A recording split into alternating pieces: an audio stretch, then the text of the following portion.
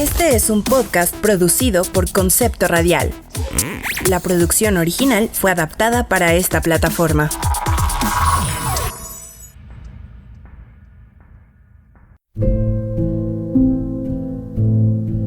Doctor, ¿cuánto tiempo me queda? Híjole, apenitas te salvaste. Pero ya llegaron los de Shot de Salud. Bienvenidos a Shot de Salud, donde recetamos la dosis correcta. Shot de Salud. La medicina desde una perspectiva simple y sencilla. Pásale al consultorio. Shot de Salud, más allá del paracetamol.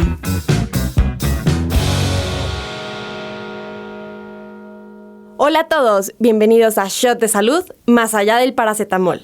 Yo soy Sofía Vences. Y yo, Osvaldo Martínez. Transmitiendo desde la cabina de Concepto Radial, ubicada en el segundo piso de CDTEC del TEC de Monterrey, Campus Ciudad de México.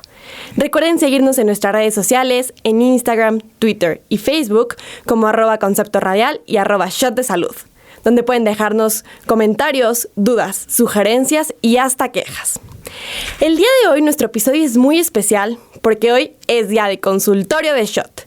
Verán, nuestro increíble equipo de redes sociales estuvo buscando durante toda la semana preguntas que ustedes, nuestro público, pudieran tener acerca del área que sea de la medicina. Y recopilamos todas sus preguntas y ya tenemos las respuestas. Así que los invitamos a que hicieran preguntas un poco incómodas que no se atrevían a hacerle a sus médicos de cabecera y procuramos que que todo fuera anónimo. Entonces no vamos a decir quién preguntó qué y esperamos que estén pendientes de este episodio para que puedan saber las respuestas a esas dudas tan grandes que tienen. Exactamente. Y bueno, vamos a empezar con nuestra primer pregunta, que es ¿cómo funciona la quimioterapia? Ok, esta es una muy buena pregunta y me parece que varias personas hemos escuchado esta palabra al menos una vez en nuestra vida, ¿no? Pero si no es el caso, recordemos que este es un tratamiento utilizado para combatir principalmente el cáncer, pero también se puede llegar a utilizar para tratar otras enfermedades. Justo, el objetivo principal de la quimioterapia es atacar a las células cancerosas, es decir, que destruye las células que comienzan a crecer sin control y que no están funcionando como deberían. La forma en la que esto se hace consiste en dañar el material genético, mejor conocido como ADN, de estas células cancerosas, o bien también la quimioterapia puede bloquear la forma en la que se dividen las células y evitar que crezcan de forma defectuosa. Completamente, Sof, y es que esos son los principales mecanismos que utiliza este tratamiento. Entonces, el resultado es que la quimioterapia pues elimina o reduce de tamaño los tumores, controla la propagación del cáncer y alivia los síntomas asociados a la enfermedad. Aunque muchas personas cuando escuchan quimioterapia se mueren de miedo por los efectos adversos que han escuchado. Sof, justo me leíste la mente y es que iba a mencionar que pues hay una cuestión en torno a estas cosas. Verán, las quimioterapias no son completamente específicas para las células cancerosas. Si bien está diseñada para atacar las células cancerígenas, también pueden afectar algunas células sanas. Y por eso suceden los efectos secundarios como la pérdida del cabello, náuseas, fatiga y disminución de las células sanguíneas. Por ello es que los médicos piensan mucho sobre cómo equilibrar los beneficios del tratamiento contra los posibles efectos secundarios. Exactamente, Os. Creo que como un tratamiento para el cáncer va a tener efectos secundarios, pero también va a tener muy buenos beneficios. Y fíjate, Sof, que es algo importante destacar que la tecnología médica no ha avanzado tanto. Desafortunadamente la quimio, pues como bien mencionábamos, afecta a todas las células. Entonces no hemos llegado a tal punto en el que podamos diseñar una terapia que solamente nos ayude a pues aniquilar las células que están dañadas, ¿no? Y de ahí que tengamos tantos efectos. Claro, esperemos que en el futuro podamos desarrollar estas nuevas terapias que mejoren la calidad de vida de los pacientes con cáncer, que tristemente es una afección que cada vez va aumentando en nuestra población en general. Completamente, Sof. Pero bueno, creo que tenemos suficiente de esta quimioterapia porque tenemos muchas más preguntas. Y nuestra siguiente pregunta igual va relacionada con este tema del cáncer y es ¿cuál es uno de los cánceres que más se tardan en diagnosticar y por qué?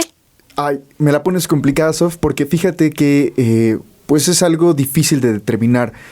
Primero, uno de los cánceres que a menudo se tarda en diagnosticar pudiera ser el cáncer de páncreas. Qué buen ejemplo, sí es cierto. De hecho, hay varias razones por las que es muy difícil diagnosticar el cáncer de páncreas en etapas tempranas. Una de estas causas es que los síntomas tienden a ser inespecíficos. Y a lo que me refiero es que los primeros síntomas, como el dolor abdominal, la pérdida del peso inexplicada, una coloración amarillenta de la piel y de los ojos y cambios en los hábitos intestinales, pueden ser vagos y similares a síntomas de otras afecciones menos graves. Entonces, esto puede llevar a que los síntomas pasen por alto y se les atribuyan a otros problemas de salud. Y también, a pesar de estar avanzados en varios aspectos de la tecnología, realmente hay una ausencia de pruebas de detección específicas y que sean efectivas. A diferencia de algunos otros tipos de cáncer, como quizá el cáncer de mama o el cáncer de colon, no existen pruebas de detección generalizadas y efectivas para el cáncer de páncreas en la población general. Esto significa que no hay exámenes de rutina que permitan identificar precozmente o a tiempo el cáncer de páncreas en personas que son asintomáticas, es decir, que no presentan signos y síntomas. Y algo también muy triste de este tipo de cáncer es que pues cuando existe un tumor en el páncreas, tiende a crecer y a propagarse muy rápidamente. Y a menudo los síntomas se presentan cuando el cáncer ya ha alcanzado etapas avanzadas y tristemente se ha diseminado a otros órganos, que es conocido como metástasis. En estas etapas, el cáncer puede ser más difícil de tratar y tiene una peor probabilidad de diagnóstico y tratamiento y de recuperación. Completamente, Sof. Y de ahí yo creo que es de suma importancia asistir a los chequeos rutinarios, ¿no? Con nuestros médicos para que, pues a lo mejor en medio de estos chequeos pudiéramos identificar, ¿no? Algún crecimiento anormal, justo porque este tipo de cáncer es muy agresivo y desafortunadamente muy silencioso. Pero bueno, esta respuesta estuvo muy larga, así que ¿qué te parece si nos vamos a la siguiente pregunta, Sof? Claro que sí, Os. Y esta es, ¿por qué algunas enfermedades son hereditarias y otras no? Bueno, antes de contestar esta pregunta, me gustaría que recordáramos que nuestras células contienen material genético que, como ya mencionamos, lo conocemos como ADN. Esto es básicamente nuestra receta. Es un libro de instrucciones que consiste en todas las características únicas de un ser vivo. Y algo increíble de este ADN es que se transmite de generación en generación. O sea que se hereda, como cuando tu mamá fallece lamentablemente y te hereda una casa, así también tus papás te heredan al momento de que naces esta información genética. Sin embargo, a veces hay cambios en este ADN que pueden generar enfermedades. Y tomando en cuenta que el ADN se transmite de padres a hijos, estas enfermedades pueden ser transmitidas por el ADN. Por otra parte, otras enfermedades pues no son hereditarias, ¿no? Y pueden ser causadas por infecciones, por factores ambientales o hábitos poco saludables, ¿no? Algunas enfermedades pueden ser influenciadas tanto por genes como por el entorno en el que vivimos. Y yo creo que esa es como la respuesta completa, ¿no? Hay diferentes tipos de enfermedades y pues sería pues interesante específicamente saber a qué enfermedad nos referimos, ¿no? Quizá si hablamos de síndrome de Down, bueno, es una alteración genética que pudiera tener una carga hereditaria y esto pudiera pasarse de una generación a otra, ¿no? Pero pues si hablamos quizá de varicela, no es una enfermedad que sea hereditaria. Exactamente, Os. Y bueno, otra pregunta que se nos hizo muy interesante relacionada con este tema de las enfermedades hereditarias y retomando el tema de los genes, es cómo se generan estas enfermedades genéticas. Fíjate que justo como menciona Sof, va muy ligada a la otra pregunta, porque realmente aún nos falta mucho por conocer acerca de los mecanismos que interfieren en las enfermedades genéticas, pero una de las causas principales es que estas ocurren cuando hay cambios o errores en los genes que heredamos de nuestros padres, lo que habíamos platicado hace unos momentos. A estos cambios o errores comúnmente se les llaman mutaciones. Y agregando lo que dice Sos, estas mutaciones pueden ser causadas por factores ambientales como la radiación o ciertos productos químicos como el cigarro, pesticidas e incluso pueden ser causados por algunos virus como el virus del papiloma humano y tienen la capacidad de cambiar el código genético y afectar el funcionamiento normal de las células. Entonces, algo importante de recapitular de aquí es que todas todas las enfermedades hereditarias son genéticas porque se transmiten por medio del material genético, pero como vimos en esta parte, no todas las enfermedades genéticas son hereditarias, sino que ciertos factores ambientales a lo largo de nuestra vida pues nos pueden causar enfermedades genéticas. Tú puedes nacer como una persona muy sana, sin ninguna afección en tu ADN, y si te expones a algo, pues puedes tener variaciones, mutaciones, que son mecanismos muy complejos que el día de hoy no vamos a explicar. Completamente, o sea, justo esta exposición a productos químicos y demás pueden alterar nuestro código genético, ¿no? Algo así como en las películas de superhéroes, pero no para bien.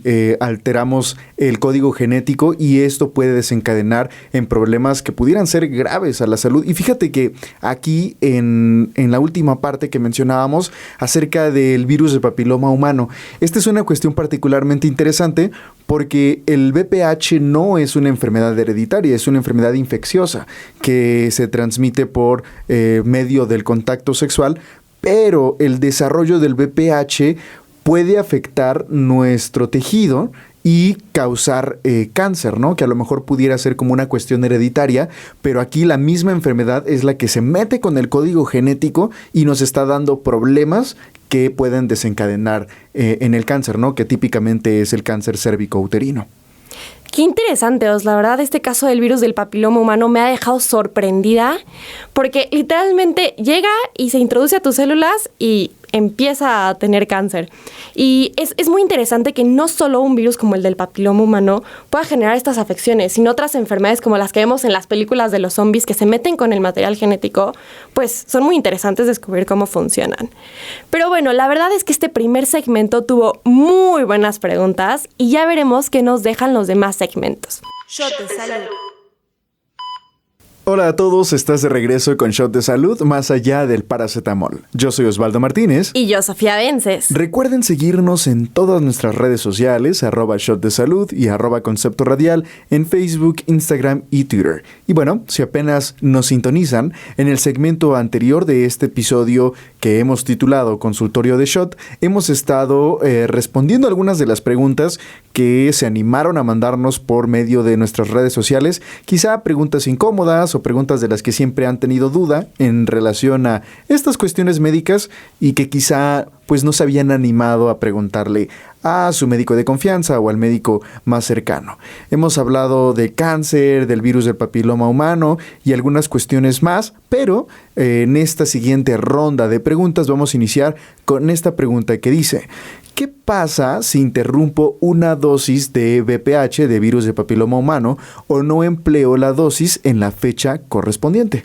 Bueno, según la guía de práctica clínica sobre vacunación en México, en el caso de la vacuna contra el virus del papiloma humano, también conocido como VPH, es importante completar el esquema de vacunación recomendado para lograr una protección óptima contra la infección por el virus del papiloma humano y así reducir el riesgo de desarrollar cáncer cervical y otras enfermedades asociadas a este virus. Fíjate, Sof, que el esquema de vacunación recomendado para virus de papiloma humano consta de 2 dosis para niñas en nuestro país y las guías internacionales involucran también a los niños. Desafortunadamente en nuestro país, por intereses económicos y demás, solamente se aplica esta vacuna a las niñas. Pero bueno, en general las guías internacionales recomiendan que pueda aplicarse en un periodo que va de los 9 a los 14 años de edad, con un intervalo mínimo de 6 meses entre dosis y dosis. Para las personas que iniciaron la vacunación después de los 15 años de edad, es decir, que se les pasó el tren en relación a esta vacuna, se recomendarían 3 dosis, con un intervalo mínimo de 6 meses entre la primera, la segunda dosis y un intervalo de 5 meses entre la segunda y la tercera. Y en caso de que estas se lleguen a interrumpir o no se administre la dosis en la fecha correspondiente, lo que se recomienda es completar el esquema de vacunación lo antes posible. No obstante, si ha pasado más de 1 año desde la última dosis, se recomienda iniciar de nuevo el esquema de vacunación. Y es que es muy importante recordar que la vacuna contra el VPH, el virus del papiloma humano, no protege contra todas las cepas del VPH, porque no sé si ustedes sepan, pero tenemos muchísimos subtipos de VPH, por lo que es muy importante que continuemos con medidas de prevención recomendadas, como el uso de condones durante las relaciones sexuales y la realización periódica de pruebas de detección de cáncer cervical. También es importante seguir las recomendaciones del personal de salud en cuanto al calendario de vacunación y mantener siempre actualizado pues nuestro registro de vacunación. Y fíjate, Sof, que pues esto es muy importante, ¿no? Porque muchas personas se vacunan contra el VPH y dicen como, bueno, ya estoy protegido, y entonces empiezan a tener pues relaciones sexuales de riesgo, ¿no? ¿Qué es una relación sexual de riesgo? Pues que no utilizan métodos anticonceptivos de barrera para protegerse, ¿no? Y también importante mencionar que nosotros los hombres somos portadores de VPH. Por eso es que en nuestro país se potencia como la vacunación hacia las mujeres. Triste, ¿no? Porque pudiéramos prevenirlo por las dos partes, pero bueno. Exactamente, Os. Y más, pues las consecuencias que tiene este virus del papiloma humano son muy graves y deberíamos de hablar desde la prevención y no confiarnos solo porque ya tenemos la vacuna, sino seguir con todas estas medidas, como dices, y pues tener relaciones sexuales seguras. Además, como bien mencionas, en México hay una creencia muy grande de que los hombres no son portadores y por eso tampoco se fomenta mucho la vacunación en niños. Se cree que solo las mujeres somos portadoras y somos las que creemos pues que tenemos los síntomas y estas secuelas, pero tanto hombres como mujeres pues debemos de tener esta precaución, vacunarnos y seguir con todas las medidas. Justo, y también estar pendientes, digo, porque el VPH también da como signos y síntomas claros. Entre ellos pudieran ser la aparición de verrugas en la zona genital. Entonces, pues darnos una explorada por allá abajo, ¿no? Y poder identificar si tenemos alguna de estas lesiones y también pues proteger a las demás personas. Pero bueno, nos extendimos un poquito. ¿Te parece que vayamos a la siguiente pregunta, Sof? Claro que sí, Os. La siguiente pregunta es interesante. Dice, si tengo una lesión en los senos, ¿debería consultar a mi ginecólogo o a mi dermatólogo? Y fíjense que en caso de presentar una lesión en los senos, lo recomendable es que se acuda primero con un ginecólogo, ya que esta es la especialidad médica que se enfoca en la salud reproductiva y sexual de la mujer, incluyendo la salud de las mamas. Exactamente, Os. El ginecólogo es el especialista indicado para realizar una exploración clínica de los senos, evaluar la lesión y determinar si es necesario realizar pruebas adicionales como una mamografía o una biopsia. Además, el ginecólogo puede brindar información sobre la autoexploración mamaria y otros aspectos de la salud de las mamas. Y si la lesión resulta ser una cuestión dermatológica, pues el ginecólogo puede referirte a un dermatólogo para que pueda evaluarte y te dé tratamiento. Sin embargo, en la mayoría de los casos, el ginecólogo pues es el especialista adecuado para abordar las lesiones mamarias en las mujeres. Entonces, aunque suene como un poco exagerado, lo mejor es que si se detecta alguna cuestión anormal en las mamas, pues correr con el especialista, ¿no? Que sería el ginecólogo. Y ya si posteriormente se trata de una cuestión dermatológica, pues él te referiría con tu dermatólogo. Exactamente, Os. Creo que el primer paso pues en estas patologías es autoexplorarse y en el momento en el que descubramos la más mínima lesión o alguna anormalidad, es ir con el ginecólogo y descartar todas las dudas y ya en caso de que sea algo dermatológico, pues ya te referirá con el dermatólogo. Oye, Jos, y hablando de este tema de la dermatología, surgió una pregunta entre nuestros tres espectadores que es, ¿las estrías pueden realmente desaparecer? Uy, fíjate que esa es una pregunta muy interesante y fíjate que las estrías pueden disminuir en apariencia con el tiempo. Creo que todos sabemos qué son las estrías, pero si alguien que nos escucha no conoce qué es esta lesión, pues son cambios que ocurren en nuestra piel cuando se relaciona con el envejecimiento de la piel, pero también con cuando subimos y bajamos de peso en periodos pues como cortos de tiempo, nuestra piel y algunas fibras de colágeno pues tienden a romperse. Entonces, estas son las estrías, que son como cicatrices que son causadas porque se nos estira la piel excesivamente. Y esto pues rompe fibras de colágeno y elastina en la capa media de la piel. Y en general, cuando las estrías son nuevas, suelen ser de color rojizo o morado y son más fáciles de tratar que las estrías más antiguas, que suelen ser aquellas que se ven como de color blanco o plateado. Si las estrías se tratan de forma temprana, pueden responder bien a los tratamientos. Este tratamiento sería aplicación de crema, lociones tópicas, que generalmente contienen ingredientes como la vitamina E, el ácido hialurónico y los retinoides. Asimismo, los tratamientos con láser y la terapia con luz pulsada intensa también pueden ayudar a reducir esta apariencia de las estrías. Y sin embargo, es poco probable que las estrías desaparezcan completamente. La mejor manera de reducir la apariencia de las estrías pues es prevenirlas. En primer lugar, ¿cómo podemos hacer esto? Pues manteniendo la piel hidratada, controlando nuestros aumentos de peso y también evitar el uso de esteroides, ¿no? Que son algunos fármacos que de repente podemos usar quizá para el dolor, que pueden repercutir en estas cuestiones dermatológicas. Y si tienes preocupaciones sobre tus estrías, pues es recomendable que hables con el especialista, ¿no? Con un dermatólogo, para obtener información sobre las opciones de tratamiento y cómo puedes prevenirlas en el futuro. Y bueno, la siguiente pregunta que nos hicieron, ¿no? Después de las estrías, algo relacionado que también a veces pensamos con las estrías son los moretones. Y nuestro público nos preguntó que por qué a veces nos salen moretones sin que nos hayamos golpeado con algo. Ok, creo que es importante definir como qué son los moretones, y en el mundo médico su término adecuado es equimosis, y pues no es nada más que una acumulación de sangre debajo de la piel que suele aparecer primero como una mancha roja y después va cambiando de tono a morado, azul o incluso negro. La causa más común de los moretones pues es el traumatismo, es decir, un golpe en esa zona del cuerpo que rompe los vasos sanguíneos y causa la fuga de sangre en los tejidos cercanos. Exactamente, Os, pero en algunos casos los moretones pueden aparecer sin que haya habido un golpe evidente. Esto puede ser debido a varias razones, como que exista algún problema de coagulación, en el cual la sangre se cae bajo de la piel sin ningún traumatismo evidente. También se pueden producir por el consumo de ciertos medicamentos, como los anticoagulantes, que pueden hacer que una persona sea más propensa a sufrir moretones. El envejecimiento, que también mientras más crecemos, nuestra piel se vuelve más delgada y va perdiendo elasticidad, y pues hace que nuestros vasos sanguíneos sean más propensos a romperse con cualquier roce y nos salgan moretones.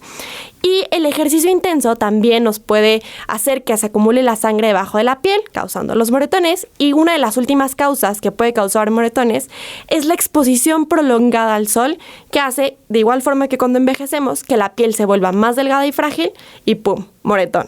Y aunque los moretones son pues comúnmente causados por un golpe o un traumatismo en la piel, también pudieran ser que aparezca sin algún motivo aparente debido a problemas de coagulación, algunos medicamentos, envejecimiento, ejercicio intenso y exposición al sol, como bien nos comentaba Sof. Así que si tienes moretones sin una causa aparente o con frecuencia, pues es recomendable que consultes a tu médico para que podamos descartar cualquier problema de salud, pues como ahí subyacente. Y fíjate, Sof, que pues también hay que estar atentos, porque a veces nos pegamos y no nos damos cuenta, y por eso es que nos aparecen los moretones. Entonces también es como estar pendientes de estas cuestiones y ver, o sea, darte cuenta, ¿no? A lo mejor siempre chocas con la puerta de tu baño y no te das cuenta, y por eso es que te sale un moretón siempre en el mismo lugar.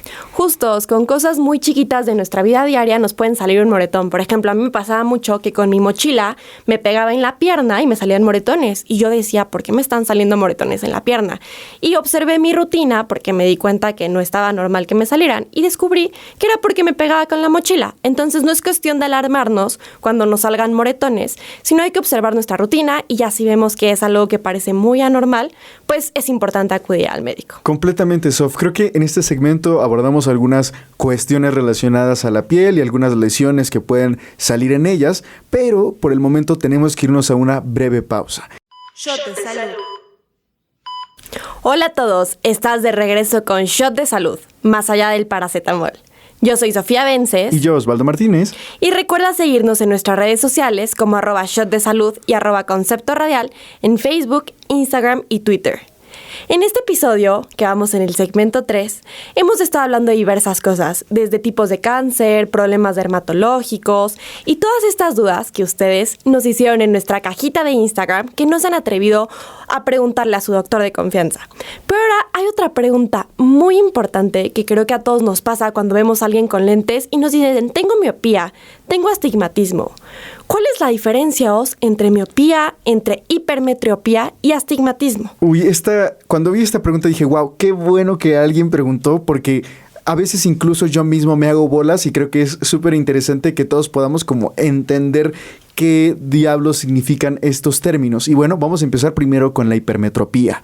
En la hipermetropía, los rayos de la luz procedentes de los objetos o de las cosas que vemos, pues cruzan por detrás de la retina porque hay como una longitud dentro del globo ocular y esta pues suele ser un poco más corta. Es decir, que la adaptación al ojo es un poco insuficiente. Entonces, como haciendo esta comparativa, la hipermetropía, al contrario que la miopía, pues puede ser como compensada en el caso de que sea algo leve, ¿no? ¿Cómo lo hacemos? Pues como esforzando la vista, ¿no? Este esfuerzo acomodativo puede crear otros problemas como el dolor de cabeza, cansancio ocular y el rechazo a la lectura, ¿no? En los casos en los que la hipermetropía elevada afecta el cristalino, pues no se puede compensar de todo el efecto, ¿no? Entonces va a producirnos una visión borrosa tanto de lejos como de cerca. Esa es la hipermetropía, que una persona no puede ver bien ni de lejos ni de cerca. Ahora vamos con esta cuestión del astigmatismo. En esta cuestión del astigmatismo, las superficies del ojo, que son la córnea y el cristalino, deben tener como una capacidad en la cual cuando entren los rayos de la luz, pues pueda distribuirse por toda la totalidad de estas estructuras.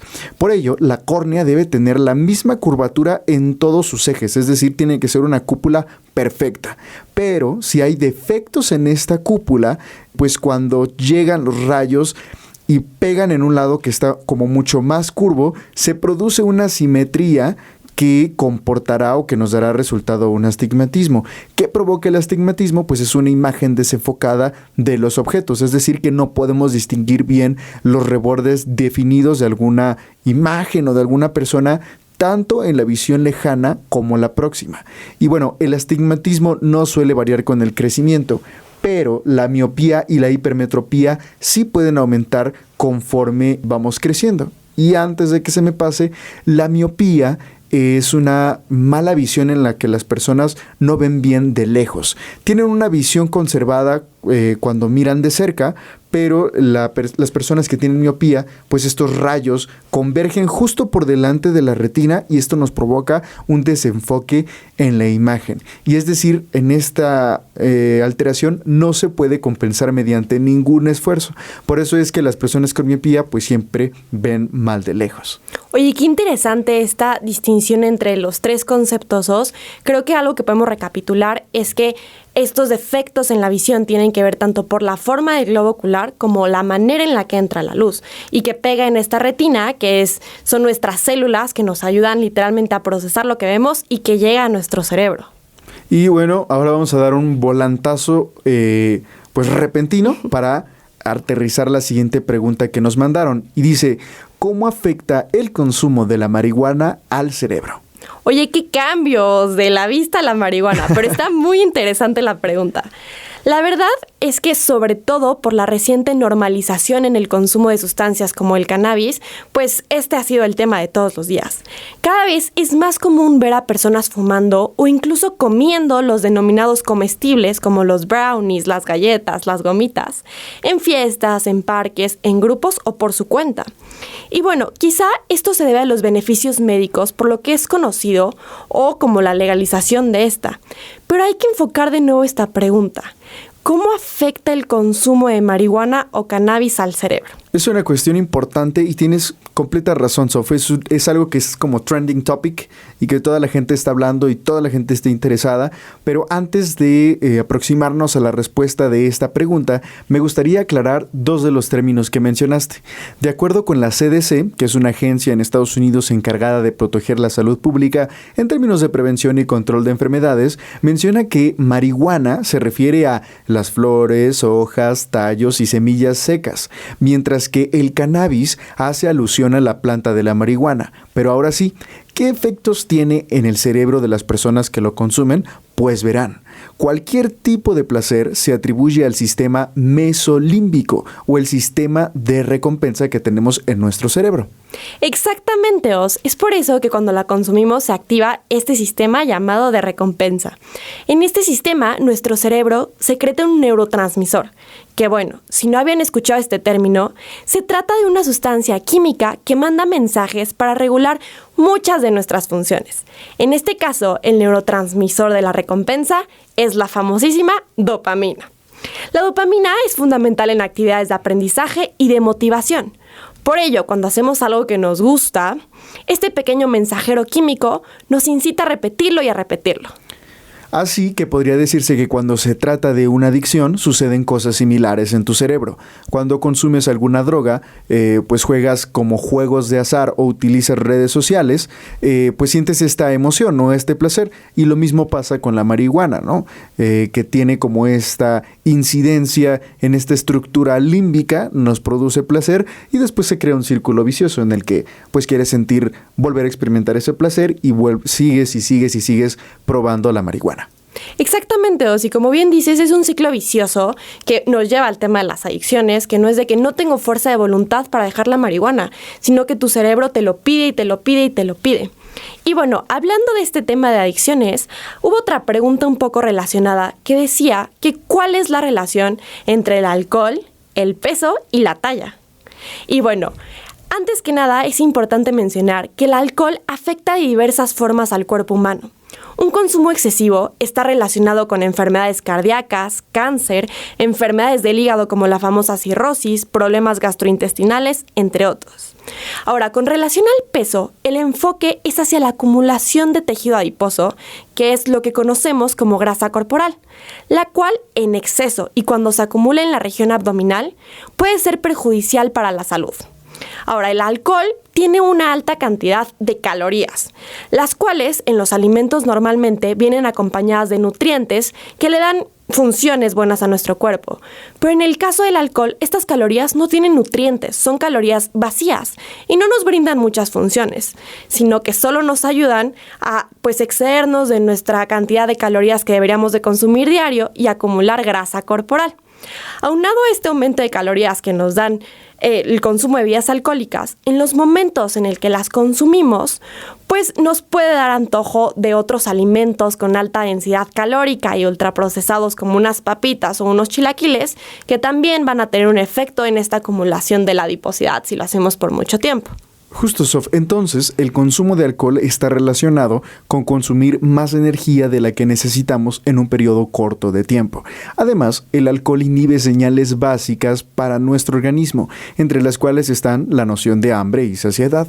El cambio en la composición de nuestro cuerpo en relación al alcohol es multifactorial. La recomendación siempre es todo con medida y nada con exceso. O sea, imagínate, el aporte calórico de una cerveza es muchísimo más elevado. Por ahí he escuchado que creo que una cerveza equivale a 2 piezas de pan. O sea, imagínate la carga calórica tan cañona, y por eso es que sí hay una consecuencia o una relación entre el consumo de el alcohol y el peso, ¿no? Porque evidentemente va a repercutir en tu peso. Exactamente, Oz. La cantidad de calorías que te aporta el alcohol sí es considerable, pero no porque vayas en una comida familiar y te tomes una copa de vino, vas a subir 100 kilos. Como bien dijiste, todo con medida, nada en exceso, y pues creo que esa sería nuestra recomendación en general. Justo, saber hacer estos balances, ¿no? Si ya te tomaste una lata o 2, también como tenerlo en mente, ¿no? Y saber que pues sí te vas a sentir relajado y demás, pero te va a cobrar factura, ¿no? Porque estás consumiendo más calorías de las que podrías quemar, ¿no? Exactamente, Oz. Pues bueno, vámonos con el último corte del episodio del día de hoy, en el que hemos aprendido bastantes cosas y algunas curiosidades que quizá no te habías preguntado. Al regresar, les traeremos la receta, que es nuestra recapitulación de todo lo que hemos hablado. Shot de salud. Hola a todos, estás de regreso con Shot de Salud, más allá del paracetamol. Yo soy Osvaldo Martínez. Y yo, Sofía Vences. Recuerden seguirnos en todas nuestras redes sociales, @Shot de Salud y @Concepto Radial, en Facebook, Instagram y Twitter. Si apenas nos sintonizan, estamos ya en la última parte de nuestro programa en el que hemos respondido preguntas que ustedes nos enviaron a través de nuestra cuenta de Instagram en la cajita de preguntas, y queremos agradecerle a todo el público que se animó a participar en esta dinámica. Y bueno, entonces la última pregunta de este último segmento es: ¿qué es la homeopatía? Bueno, afortunadamente es un término que se había escuchado mucho tiempo, pero esta es un área de la medicina no tradicional como tal y suele pasar desapercibida. Pero la homeopatía es un enfoque de medicina alternativa que se basa en el principio de similitud. Se utiliza para tratar afecciones mediante el uso de pequeñas cantidades de sustancias naturales diluidas que en dosis más altas podrían causar síntomas similares a los de la enfermedad que se quiere tratar, y se cree que estas diluciones estimulan el poder curativo del cuerpo. Justo como lo menciona Sof, de hecho en la homeopatía se acentúa el papel que juegan las emociones en las enfermedades, asignándoles un peso mucho mayor que el que se les da en el modelo occidental clásico, que es como la medicina tradicional que nosotros ejercemos y conocemos. Y un dato curioso es que la homeopatía ha tenido presencia en México desde el año 1850. Y otro hecho es que la Ley General de Salud reconoce desde el 7 de mayo de 1997 la existencia de medicamentos alopáticos, homeopáticos y herbolarios en el artículo 224. Oye, qué increíble información nos compartiste, Os.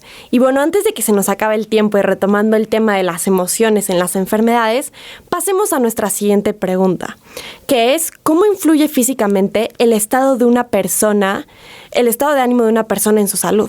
Creo que esta pregunta ha pasado por muchas de nuestras cabezas, de nuestras mentes, y es que a quien no le ha sucedido que pues tiene un día sumamente estresante y ajetreado y de pronto aparece un terrible dolor de cabeza o un dolor de estómago súper cañón.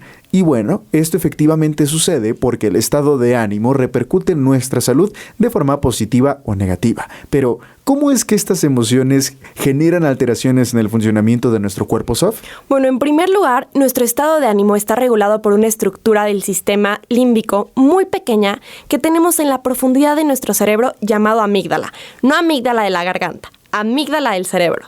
Y esta responde a estímulos ambientales, produciendo respuestas emocionales que se generan gracias a la liberación de los famosos neurotransmisores que mencionamos anteriormente, como la serotonina, que son mensajeros químicos que le dicen al cuerpo cómo actuar ante la emoción que está sintiendo. Ahora, dependiendo de la emoción y del neurotransmisor que se libera, la respuesta será la activación de nuestro sistema simpático, que nos pone alertas, o de nuestro sistema parasimpático, que se encarga del descanso y la digestión. Asimismo, se van a liberar hormonas que contribuyen a la activación de estos sistemas. Por ejemplo, si nos persigue un oso, vamos a sentir un miedo impresionante que nos hará liberar adrenalina, que nos ayudará a que nuestro corazón lata más rápido para poder huir.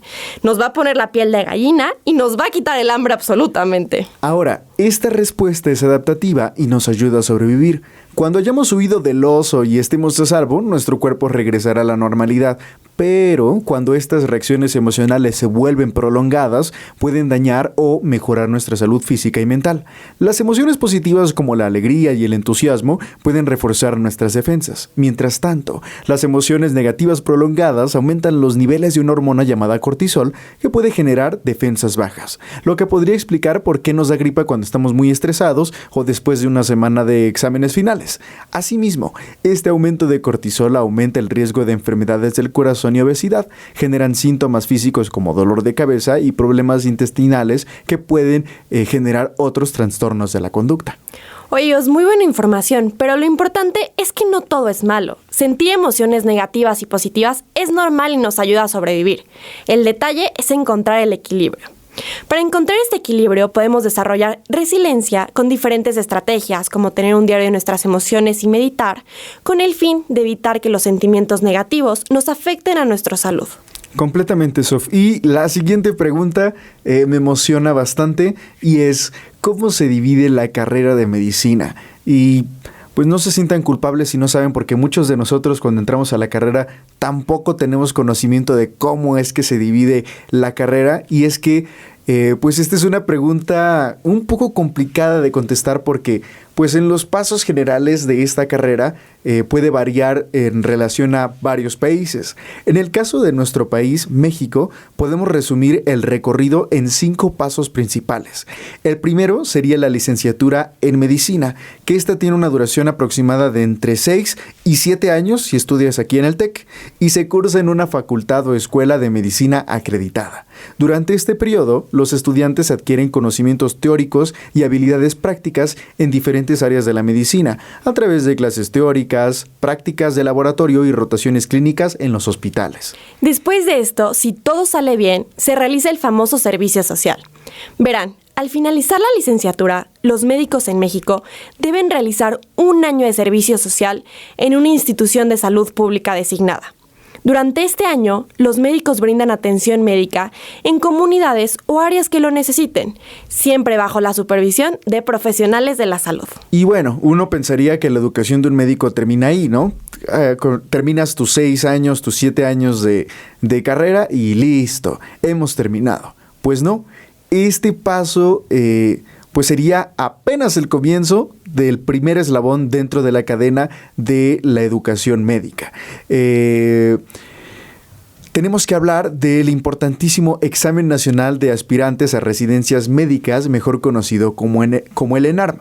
Después del servicio social, los médicos pues generalmente se proponen presentar el ENARM, que es un examen que evalúa los conocimientos y habilidades clínicas de los profesionales de la salud para poder acceder a una residencia médica. Es decir, primero terminas tu licenciatura, que incluye el año de servicio social, y te preparas para hacer este examen, el ENARM, que te abriría las puertas para convertirte en un médico especialista. Entonces, solo si apruebas el ENARM, puedes hacer tu residencia médica en México. Hay otros exámenes similares para hacer residencias en otros países, como los STEPS o el MIR, los STEPS en Estados Unidos y el MIR en España. Y bueno, en esta etapa del ENARM, de la residencia, después de que lo pasan, los médicos pueden acceder a su residencia en la especialidad de su elección. Esta especialidad tiene una duración variable. Generalmente es de 3 a 5 años, dependiendo de la especialidad. Y durante la residencia donde haces la especialidad, los médicos van adquiriendo experiencia práctica en su área específica a través de rotaciones clínicas en hospitales y diferentes clínicas. O sea, hagamos cuentas. Si ya llevamos hasta este punto 6, 7 años de la carrera y luego le sumamos 3 o 5 de la especialidad, hasta este punto llevaríamos quizá unos 12 años de estudio continuos para la preparación de un médico especialista. Pero, ojo, que aquí no termina la cosa. Hay algunas personas que aún después de tener una especialidad deciden hacer una subespecialización.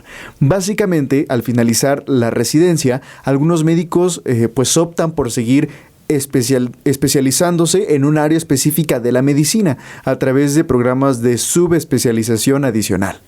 ¡Uf! ¡Cuánto tiempo! Definitivamente el camino de un médico es como un maratón cansado y lleno de obstáculos. Pero en mi opinión es una de las carreras más gratificantes que puedes elegir. ¿Tú qué opinas, Os?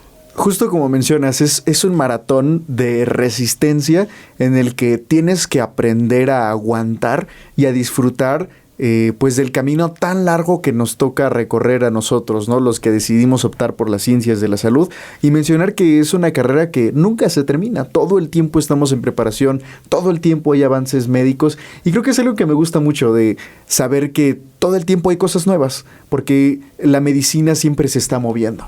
Exactamente, Os, concuerdo contigo, la medicina siempre está moviendo, y tener la oportunidad de poder aprender algo nuevo todos los días es algo fantástico, a pesar de que hay obstáculos en el camino y tengas que aprender a lidiar con esta frustración porque es una carrera difícil, pero vale la pena si te apasiona, si te gusta salvar y cambiar vidas, y pues si quieres estudiar medicina y estudiar toda tu vida y ser feliz en eso, pues adelante. Completamente, Sof. Y bueno, ahora sí nos vamos a la última pregunta. Y esta pregunta la cambiaron un poco y decía: ¿por qué cuando voy a la consulta el médico me pregunta tantas cosas y tan personales. Y esto se relaciona con la relevancia de que se realice una historia clínica en la consulta. Para muchos médicos y sobre todo para las personas que acuden a consulta, la historia clínica puede ser algo tedioso porque es una serie de preguntas que parecen interminables y a veces hasta un poco indiscretas. A pesar de esto, la historia clínica es importante en una consulta porque proporciona información importante sobre el paciente, su historial médico, los síntomas actuales, los medicamentos que suele tomar, su estilo de vida y otros datos relevantes. Y aunque no lo parece, esto ayuda al médico a comprender mejor la situación integral del paciente para así poder hacer un diagnóstico preciso y tomar decisiones adecuadas sobre el tratamiento. Además, muy a menudo yo escucho a los doctores y a mis profesores decir que una historia clínica realizada de buena forma es invaluable para determinar la probabilidad de mejora para un paciente. O sea que sin esas preguntas que a veces son tediosas, largas e incómodas, podría haber errores en el diagnóstico y por consiguiente en el tratamiento.